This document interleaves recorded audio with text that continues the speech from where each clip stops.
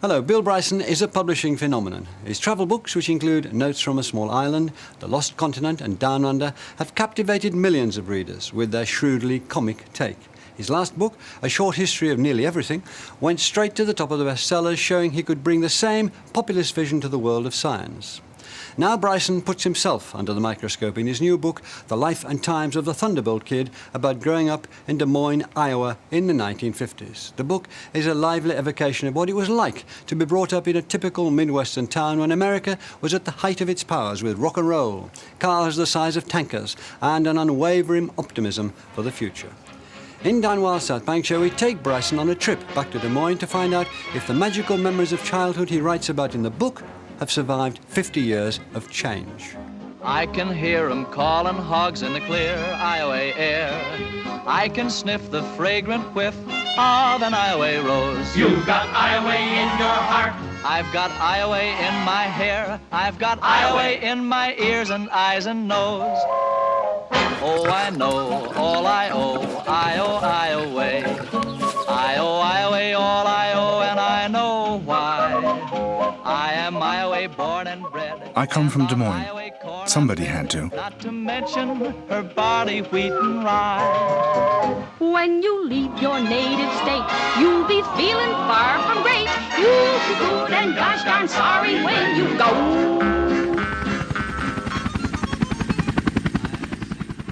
I'd always felt that I'd been a little hard on Iowa in previous occasions which I'd written about myself, and that notably Lost Continent. I know that Lost Continent caused tiny pangs of pain to certain people who love Iowa. You can live in Des Moines, but to really connect, you listen to Des Moines' hometown radio station, News Radio 1040 WHO. 50,000 watts that sound like a million. Morning, Kay. Good morning. Hi. Hi. Bill, I love your books. Thank you. I've read, I think, all of them. My husband hasn't quite forgiven you yet for the whole fat women at Merle Hay Mall thing, but I don't think it's her husband's problem. I don't think this is projection here, Kay. Does he think that there are not sort of largish women at Merle Hay Mall, or is it does he just think that it was impolite of me to point it out? I think, yeah, just kind of impolite.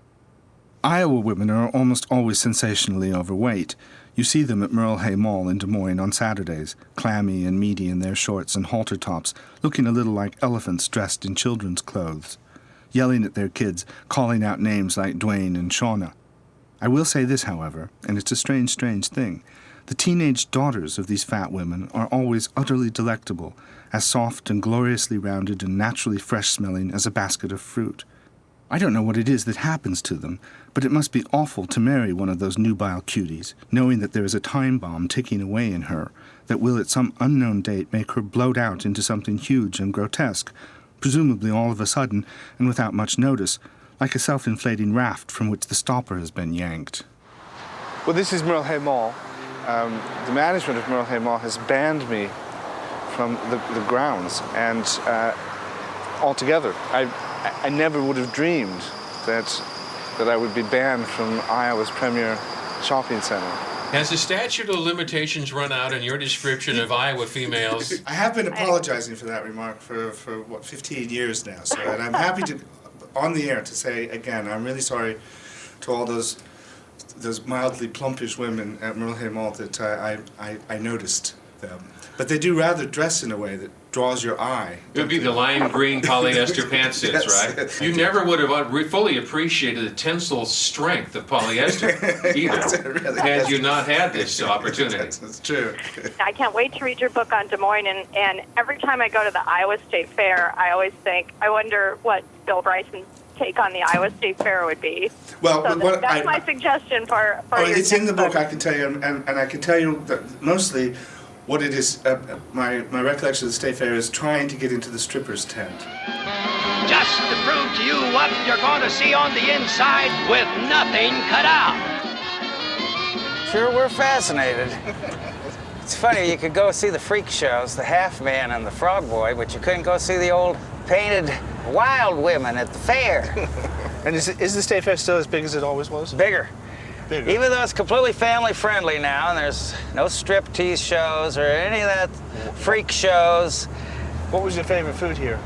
Of course, we love the funnel cakes and all that other stuff. The thing I remember is Wonder Bars. You remember Wonder Bars? Yes! Sort of double-dipped ice cream, Yeah. chocolate bar dipped in ice cream and lemonade. See, the lemonade was always so overrated as far as I'm concerned.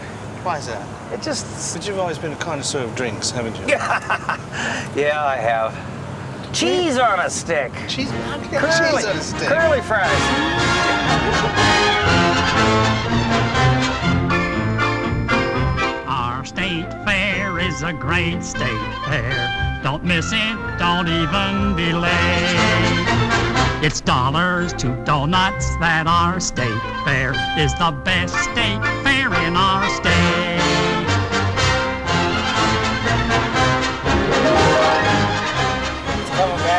Matt Angerer is my oldest friend in Des Moines, and he appears in several of my books under the pseudonym Stephen Katz. He's such an extraordinary character, people have sometimes accused me of making him up. Nobody could make him up. But all the animals, you know, and the animal excrement and all that, and a 110-degree August day, you know, I remember that real vividly, too. It's something you never forget. Stink. You get hundreds of kids who were grooming like a hog. I mean, shampooing Yep. it and Yep. sort of buffing it. Yep, And and they're really into it, too. Well, Blue Boy, this is the great day. And it's like the most famous thing that ever happened in Iowa, isn't it? I mean, Yeah. everybody knows. Oh, yeah. Everybody in knows Iowa Iowa because of that State the Fair. Rogers and Hammerstein State Fair Yeah. was filmed here. Do you know my mom covered the premiere of it in Des Moines? I did not know that. And it was such a big event in her life because all the stars of the movie, Oh, they whoever all they showed were, up here, didn't they? they all came, and it was just like Hollywood. Now, is there anything else you need? No, What are some chocolates? But what kind do you like? this kind. Yeah. Okay, that's good. My doctor would scream. 43 for each. My goodness. It's expensive. Life is expensive, isn't it? Do you want a cup of coffee? Yeah. Wasn't it a good thing that Dad took all those movies? Oh, yes. They're, He was wonderful. always taking them, wasn't he? Yeah, he took a lot of them. They go back to before I was born, and so I've got all the ones where I was just brand new baby. You when I were the was in high- cutest baby I ever saw. Say that to the camera, Lois. He was the cutest baby I ever saw. Thank you. When I was little, you worked from home a lot, and you would set up an office for you, a desk for you, and a desk for me right beside yeah, you. And I yeah. had an old typewriter. Yeah. And you would actually be working, and I would be pretending to work. You remember that? Yes, kept Because you, I remember that very clearly. Kept you from bothering me. Yeah, but I was very happy, and I really thought we were both working together. He did a weekly newspaper for our neighborhood called the Neighborhood News. And he was about 7 or so. And he'd come home and he'd go around and gather the news and then come home and type it up. The whole neighborhood bought. He must have had 20 subscribers. He typed out each one individually. The Neighborhood News, editor and publisher Billy Bryson. A big surprise. Barbara Bliss's aunt had a baby. A new bicycle. Bobby Hansen got a new bicycle. And the 26th of September, he stepped on a nail. Riddles. What has 4 legs, eats oats, has a tail, and sees equally well from both ends? Answer, a blind horse. What I have here is the volume of all the Des Moines registers for December 1951, which is when I was born. There I am, Bryson, Mr. and Mrs. William of 3300 Elmwood Drive. I report the birth of a son born Saturday at Mercy Hospital. There was 10 people born and 2 died, one of whom reveled in the name of Mrs. Rena Bean Blossom, I'm pleased to note. So as Mrs. Bean Blossom was checking out, I was checking in. One of the other things that caught my eye in looking for notice of my birth was that a movie showing in Des Moines that week was called The Lost Continent, which is the name of one of my very first books. So obviously it had some subliminal effect on me. Well, this globe, which is in the lobby of the Des Moines Register newspaper, is in many ways perhaps the most important single object to me in Des Moines. Just the kind of stateliness of it completely captivated me when I was small, because it seemed to potently symbolize the importance of the Register as an institution. I mean, it was as if this headquarters for planet Earth right here. There's a sense of Register reporters covering the world. On the date of my birth, there is a big local story about about 9 women being arrested for prostitution in a place called the Cargill Hotel, just a block or so from here, and they were each fined $1,000. But there's a story here from Lisbon in Portugal about people dying at sea. There's a tax case written by Clark Mullenhoff of the Register's Washington Bureau. In those days, the Register had 7 people in its bureau in Washington, 7 reporters. I understand there's now 1. There's a sense of how responsible it felt towards its duty to keep the city informed of what was going on in the whole world. And day after day, it's like that. And I have to say that makes a rather striking contrast with the paper we find today. A group in Iowa Falls tried to create the largest pizza in the world. Did they accomplish the pizza? No, But they still had a big pizza. they did. That's Iowa. Vance Hawthorne, you have the business report? You could get here 12 pairs of women's rayon briefs for $3.99. I recognize it as a bargain, but it just doesn't appeal to me. Hats of kind that people haven't worn for at least 40 years for just $5.88. It's amazing how cheap it was. Our abundance is big and comes from bigness. The bigness of our busy business. The bigness of our fields. The bigness of our fast-moving, modern America. By the early 1950s, while Britain was still rationing coal, tobacco, and most types of food, America was experiencing a kind of boundless prosperity. The 5% of the world's people who were Americans were richer than the other 95% combined. Then this blended mixture is readied for another quality operation. And in that 60 seconds, 600 quality wieners pass through the famous hot dog highway. Fillably juicy! Fillably juicy! If I can have seconds on pie and ice cream. Seconds and thirds. There's another pie and plenty of ice cream. Oh, and there's half a chicken left over in the refrigerator for later on when you get a little hungry. And people from my parents' generation, they had lived through the Great Depression, and then they had lived through, they hadn't been very, very well off before that anyway, most of them, and then they lived through the Second World War.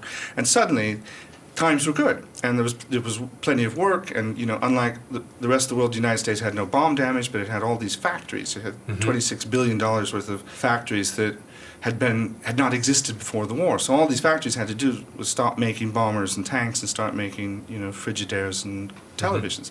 And so it was a time, obviously, of huge prosperity, but also there was a kind of, I really do think there was a sort of innocence about it, because... So what you're saying is your parents spoiled you rotten. Well, no, that's exactly not the case, because people were in a position to have things, right, but they really, really appreciated it. I mean, it was a generation when, if your parents got a new stove or a new refrigerator or something, they had the neighbors around. Yes, and the radios. It was a big deal. And I can remember my dad bringing home a popcorn popper, and he was thrilled to pieces, that he had acquired this popcorn popper, couldn't wait to use it.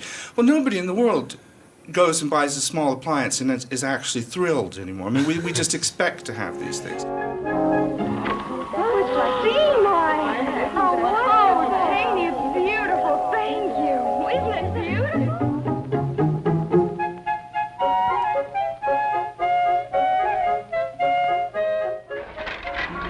And the dishwasher uses such hot water you couldn't possibly put your hands in it. Sure. That makes the dishes hygienically clean. Golly, I'm so impressed. No need for the bride to feel tragic. The rest is push-button magic.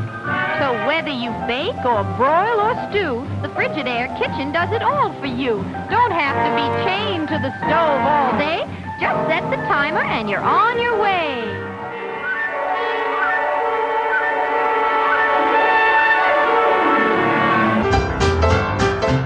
Fun in the 50s was different from fun now because it was mostly self-generated. If you wanted to amuse yourself, you had to do something like hurl yourself at a larger person and see what happened. Or you could show off your manly physique around the pool, if you had a pool or indeed a manly physique. If you had a bicycle, you could go in for a little one-legged cycling or some inadvertent sideways cycling.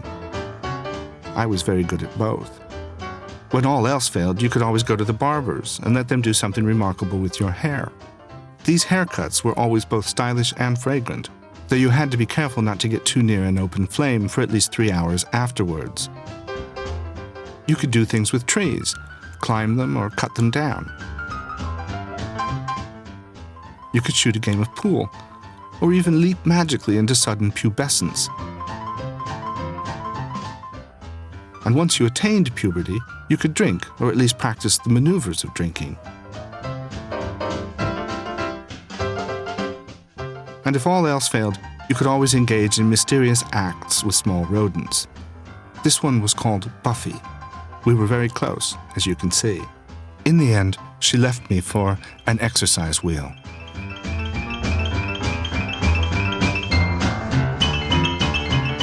Well, in the 1950s, when I was growing up, there really was absolutely no sex or nudity anywhere available for young people. So there's a certain rich irony that the one place where the female form was depicted very candidly was right here on the grounds of the State Capitol building. By chance, we did have the most erotic statue in the nation in Des Moines. It was part of the state's large Civil War monument on the Capitol grounds. Called Iowa, it depicts a seated woman who is holding her bare breasts in her hands, cupped from beneath in a startlingly provocative manner. The pose, we are told, was intended to represent a symbolic offering of nourishment, but really she is inviting every man who goes by to think hard about clambering up and clamping on. We used to sometimes ride our bikes there on Saturdays to stare at it from below. Erected in 1890, said a plaque on the statue, and causing them ever since, we used to quip. But it was a long way to cycle just to see some copper tits.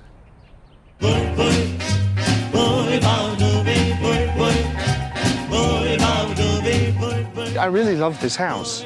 I have a lot of very, very happy memories here. My childhood was almost unrelievedly happy one. My mother lived here for 47 years altogether before she moved. We all miss it. I know she misses it a lot. It was a very happy, comfortable home. I believe this was yours, Yes. a little crutch. Yes, this was. I broke my leg when I was 4 years old. That was one whole summer. Did you have a museum? Yes, Kelly, I'd forgotten about that too. Oh, wow, where on earth did you find that? It was actually in the basement up above a ductwork. But we used to do these things. We used to make museums, and we used to make fun fair rides, because you could take kids down to the basement and blindfold them, put them in a chair that you could twirl around, race them through the room, and if you turn the lights on and off really quickly, it made it seem like lightning, and we'd put out bowls of things like a bowl of grapes. To a blindfolded child, we'd tell them it was a bowl of eyeballs, and a bowl of pasta would be like brains or something, and it was pretty good, and I often made as much as 20 cents.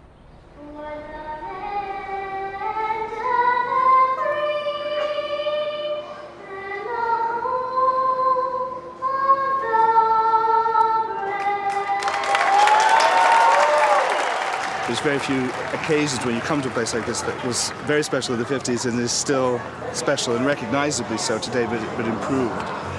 You know, they've brought it into the 21st century, but it's still the same place it was, the same special place it was. It's just even better. Baseball is something that's very fundamental to my appreciation of America and really, really very fundamental to my relationship with my dad. It was the one thing we had together.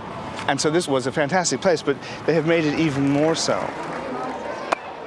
Bill and his dad are a lot alike.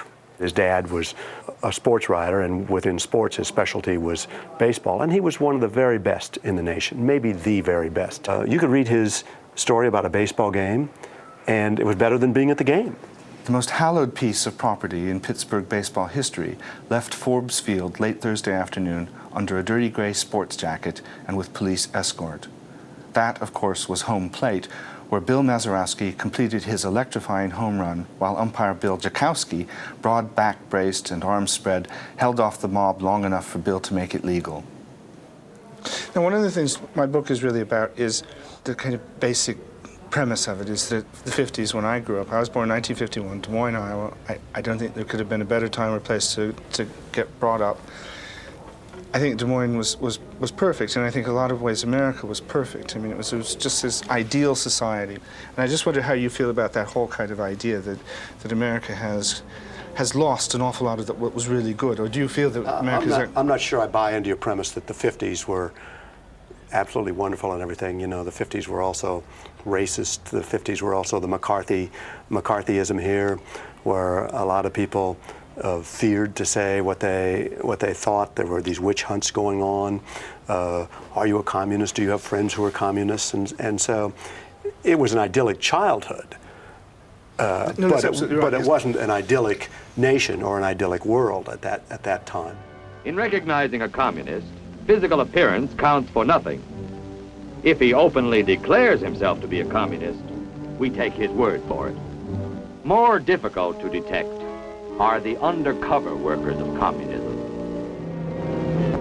Worrying about communism was an exhaustingly demanding business in the 1950s. Red danger lurked everywhere, in books and magazines, in government departments, in the teachings of schools, at every place of work. When I was 9, the biggest commie of them all decided to visit Des Moines. Of course, this was no ordinary fat, bald Russian, but Nikita Khrushchev, leader of the USSR and the most evil man on earth, or so we normally believed. To everyone's relief, it turned out that he was just on a quest for American junk food. In Des Moines, the capital of the state of Iowa, in the heart of the United States, Mr. Khrushchev got his biggest reception. 25,000 people lined the streets. Within less than 2 hours, he is at the Des Moines Packing Company. He is not as much interested in the black Aberdeen Angus steers outside. What happens to them inside impresses him, especially when they are turned into hot dogs. The thing that goes the farthest toward making life worthwhile, that costs the least and does the most, is just a pleasant smile. Well, this is Greenwood Elementary School, where I went from the age of 5 to 12. It was the most thrilling, but also the most intimidating door that I'd ever passed through. The school was really quite ferocious. So the teachers were mostly spinsters. They came from another era. They were kind of unhappy with everything, and they were really, really strict disciplinarians. Yes. And they absolutely were terrifying. Little healthy fear. A little. Well, I suppose they did the job. I mean, they taught me to read and write. We were taught to read from Dick and Jane books. They had short sentences in large type, and lots of handsome watercolor illustrations featuring a happy, prosperous, good-looking, law-abiding, but interestingly strange family. No one ever shouts or bleeds or weeps helplessly. No meals ever burn, no drinks ever spill or intoxicate. No dust accumulates. The sun always shines. The shit's on the lawn. There are no atomic bombs. I found everything about this enchanting. There was no dirt or pain in their world. Where is this? Outside. Just that's very good. Anywhere in particular? Is it a park? No. Just outside? Why have you chosen to put these things in it? Because I like nature. Do you? You like flowers a lot? Yeah. That's lovely. That's a really nice picture. I didn't come to school a lot. I missed a lot. I was looking at my original report cards. How many days? I was like 26 and a quarter one semester. You could have gone to truancy court. I know. But in those days you could get away with it. And I mean, Greenwood was, we should say, an extremely prosperous, extremely white school. I mean, it was 100% white when I came here. Yes. And almost all of the kids came from, well-to-do homes. Right. And that's very different now. So what's changed? The good thing is that Greenwood is very diverse now. We have children who represent 11 different cultures. And the community that you're talking about is still here and alive and well and wonderful. But we have children who just walk in our doors from Sudan who do not speak a word of English. I think with the immigration and just the general poverty in Des Moines, those factors make for less development in reading at the age that we expected. We meaning educators feel that children should be reading by the time they're 8 or 9 years old. Should be reading to learn rather than learning to read. So it seems that over the last 50 years, things have changed at Greenwood. And the city of Des Moines itself is facing problems that weren't even thought of when I was a kid. Now tell me, Cal, there's I understand all these names up here on the wall are people that have been killed in violence in Des Moines? Been killed in violence in Des Moines. Some of them have been drive-bys. Some of them have been actual assassinations of individuals. We have one young lady up here where she had been shot like 5 times in different parts of her body. Then on the bottom, that's my son's name there, who was shot in the chest. Oh, I'm sorry, I didn't know that. I'm Yeah. sorry, I didn't have any idea. In fact, he was involved in the street, and what happened is that another young man, proving his manhood, ended up shooting him right in the chest. I don't remember there being any of this kind of random people being shot down just as they're walking down the street and stuff. Is that recent? It is recent. Well, the first one, in fact, where you see Bobby Ridley there, he actually was the first one that was in a drive-by shooting in Des Moines. When was that? Yeah, this was back in, 91. From that point on, the drug situation became very bad. And Des Moines had the drugs and violence as any other, city in this country. And what about just general levels of violence? I mean, I haven't seen any murders in this last week. There isn't. As places go, is Des Moines pretty tranquil, or is that something I've missed? Is there violence in Des Moines? Of course. To say there's not, you can look at the wall.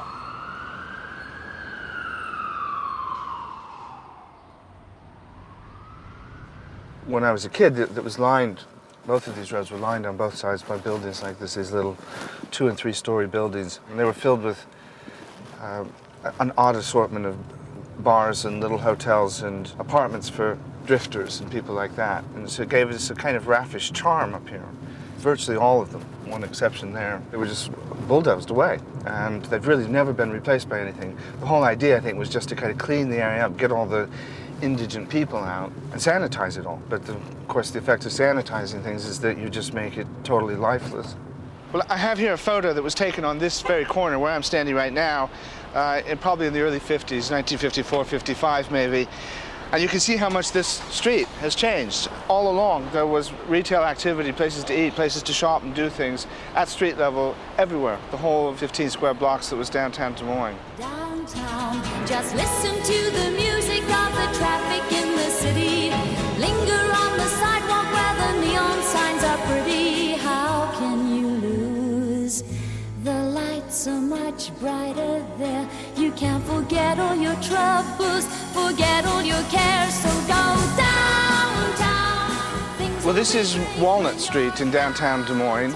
It's 9:30 on a Saturday morning. When I was a kid, I couldn't possibly have done this. There'd have been traffic going in both directions on this road, and the street would have been lined with shoppers on both sides. This was Des Moines' main shopping street. There was Yonkers department store down there, the New Utica, Ginsberg's, all of the main shopping stores. Now, all the way from here to the Capitol, there isn't a single retail business of any kind at street level. I reckon the main culprit in sucking the life out of the downtown streets is the skywalk.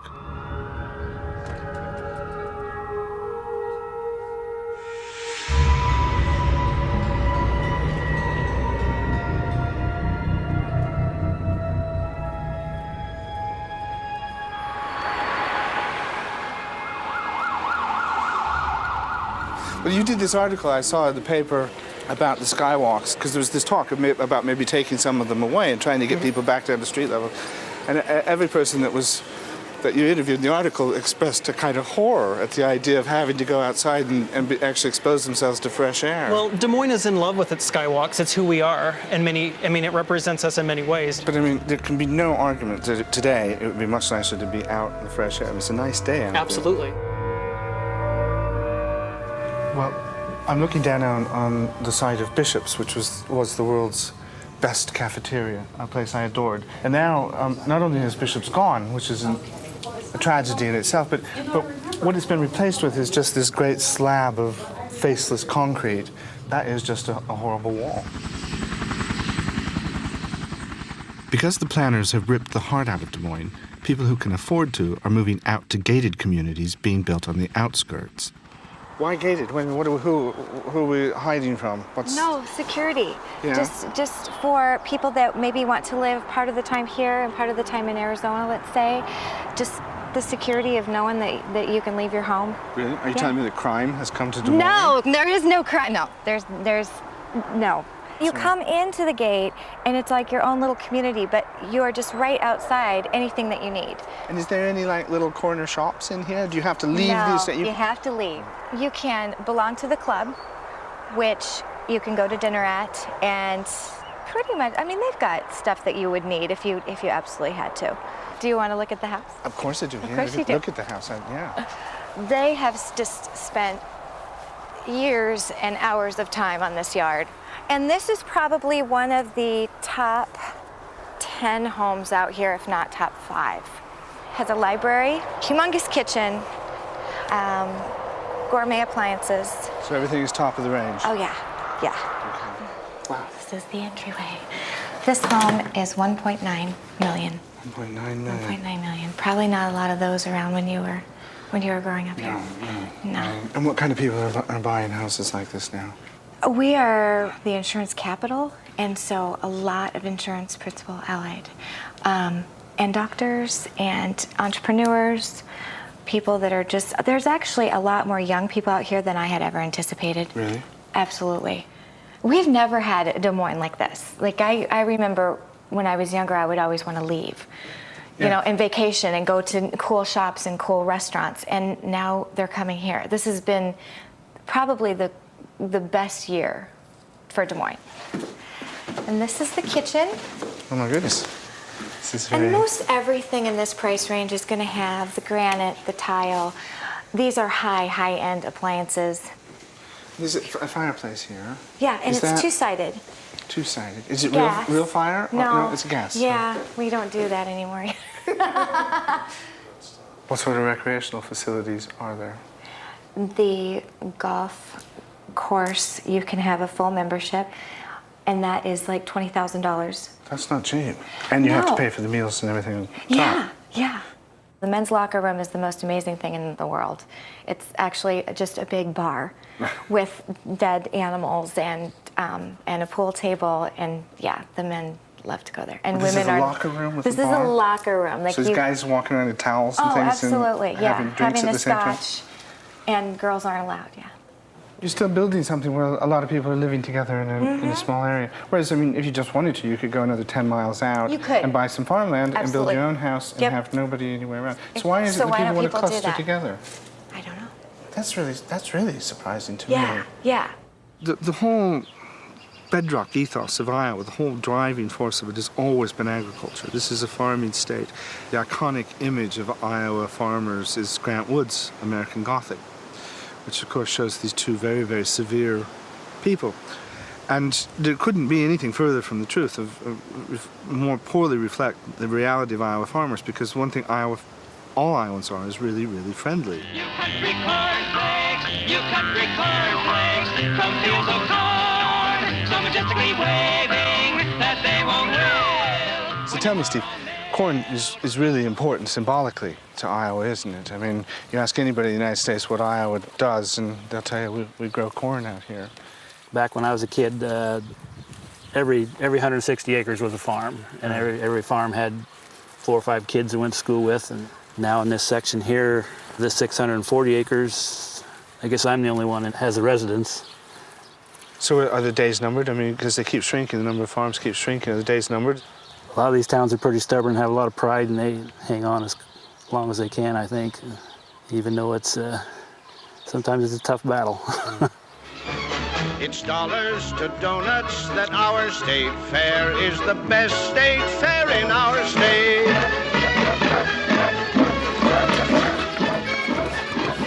Does Iowa still lead the nation in hog production? As far as I know. Yeah, I mean, it always was something that was kind of proud of. The one difference is you don't see pigs. When you travel across the landscape, you don't see... To see one in the mud, that's a rarity.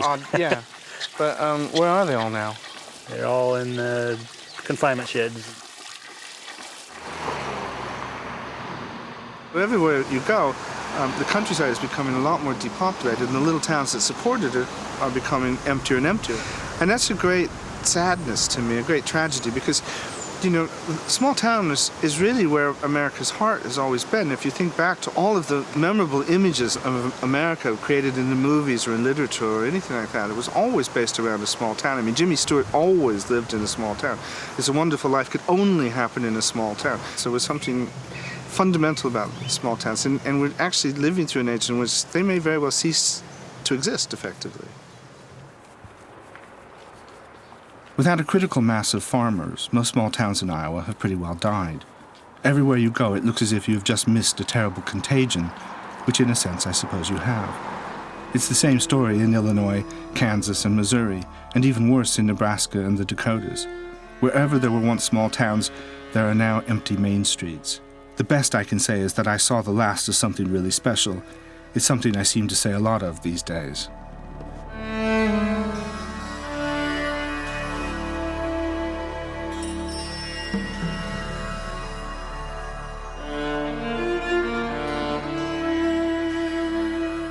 I mean, apart from the sort of social dimension to it, you're also losing just a lot of buildings. There are wonderful old buildings in all these towns that were built around the turn of the century that are now standing empty and just deteriorating rapidly. Just across the street here, there's Central Savings Bank building built in 1904, and on the corner up there, there's a wonderful old building with a turret on the corner.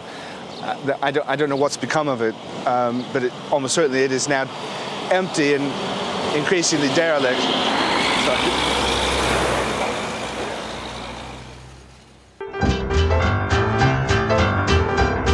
And here we have some rare footage of the Thunderbolt Kid on summer maneuvers, practicing my rifle cocking, pistol firing, and flag-bearing skills.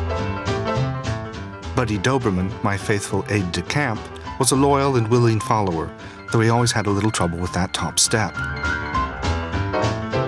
My father, as the world's cheapest man, preferred to make things rather than buy them, so all my arrows were homemade and hopelessly unaerodynamic, and kept in a quiver that gave every impression of having once been a Dixie cup dispenser. Because the arrows weren't notched, it was a little tricky getting them onto the bowstring. Still, thanks to my superhuman powers, as you can see here, when I do get a shot off, it travels all the way around the world and strikes my brother in the... The one thing you must never do with the Thunderbolt Kid, as Buddy here learns to his cost, is criticize his carpentry skills, or point out that his cardigan is a little snug and may once have belonged to his sister. Happily, my mother was always there to snatch away a dangerous weapon and provide a big, soothing cookie, or in this case, a cookie that she seems already to have half eaten. As I got bigger, so did my pistols. Here I show how to deal with an attack by unarmed children in t-shirts, and then demonstrate my famous backwards through the legs shot.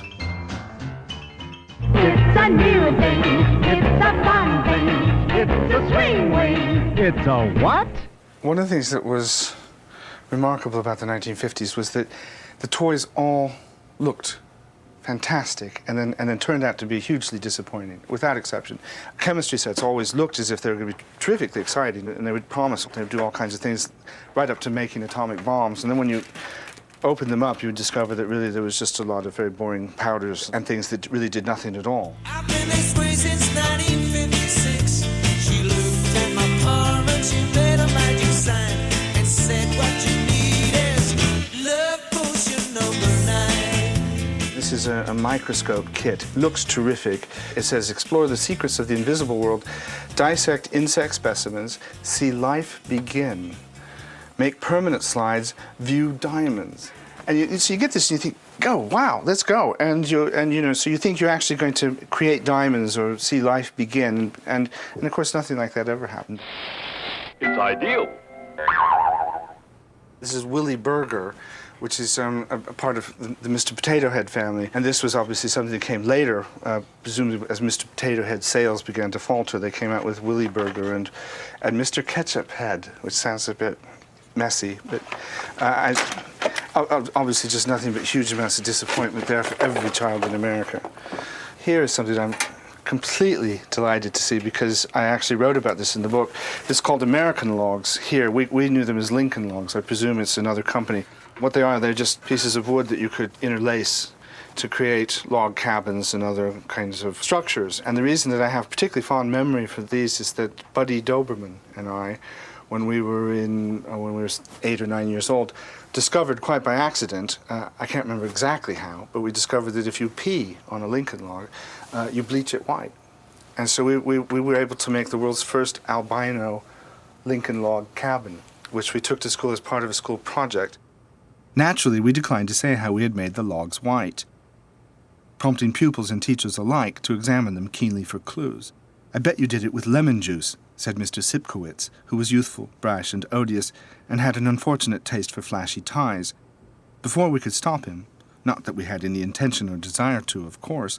He shot out a long reptilian tongue and ran it delicately and experimentally, lingeringly, eye-flutteringly, over the longest log in the back wall, which by chance we had prepared only that morning, so that it was still very slightly moist.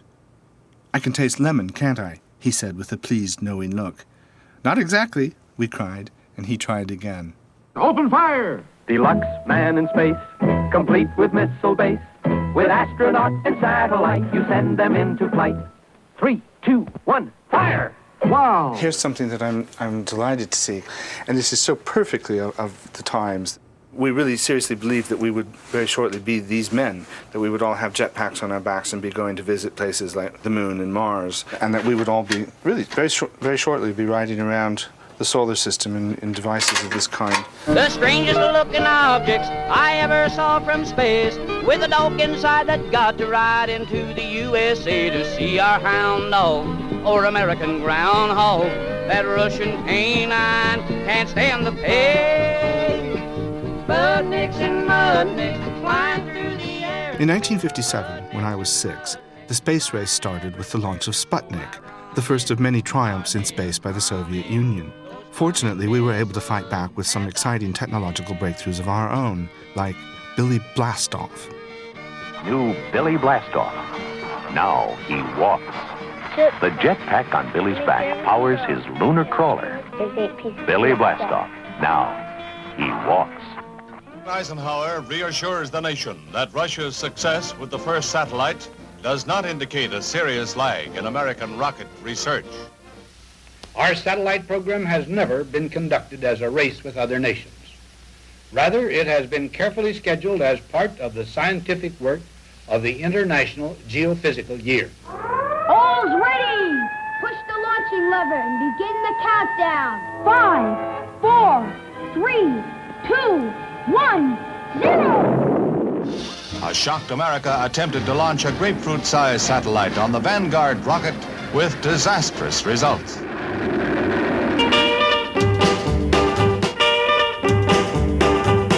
The Russians may have been ahead with rockets, but when it came to automobile technology, we were unbeatable. I bought a brand new airmobile, custom made, 'twas a flight DeVille with a... When the war ended, there were only 30 million cars on America's roads, roughly the same number as had existed in the 1920s.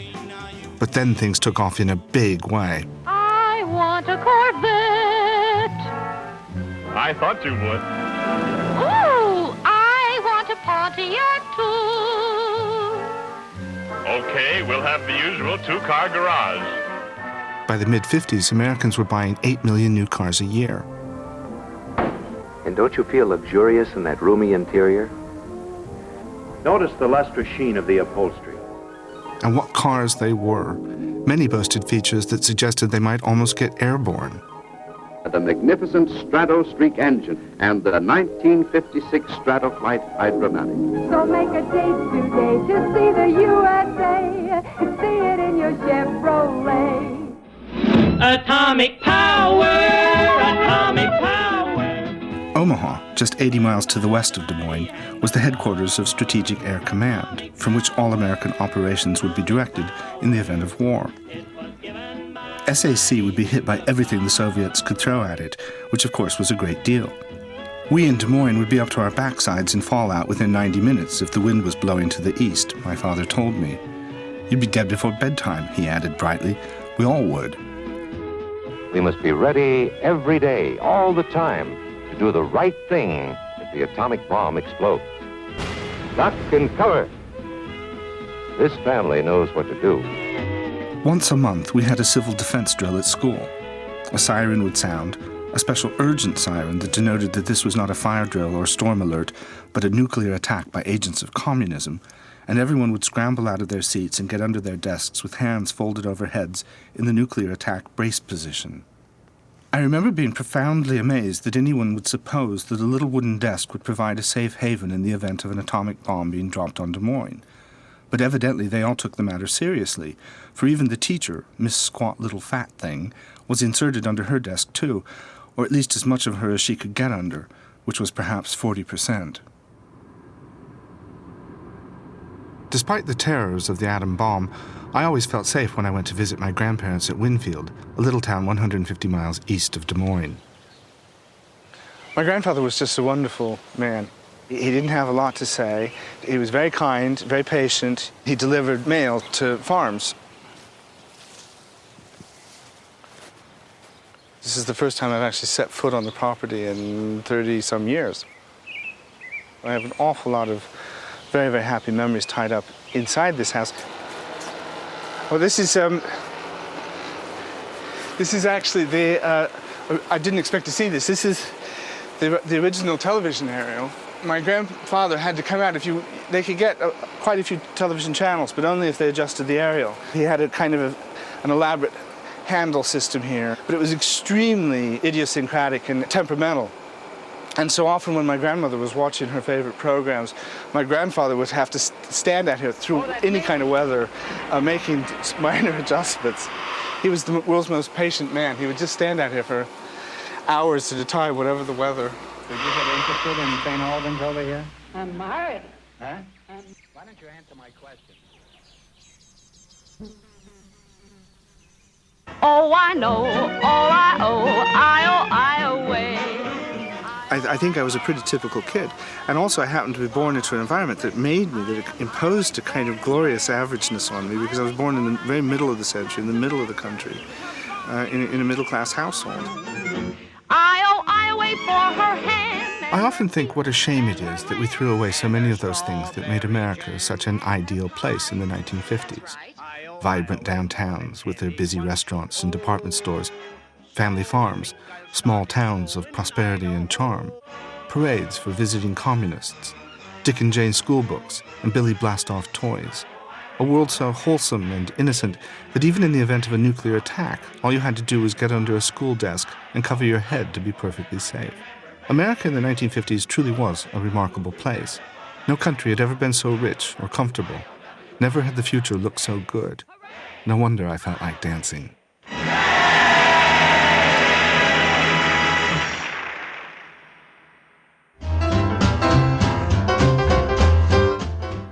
Next tonight, there's action from Monza as the 15th round of the season hits Italy. Highlights from today's Grand Prix is next.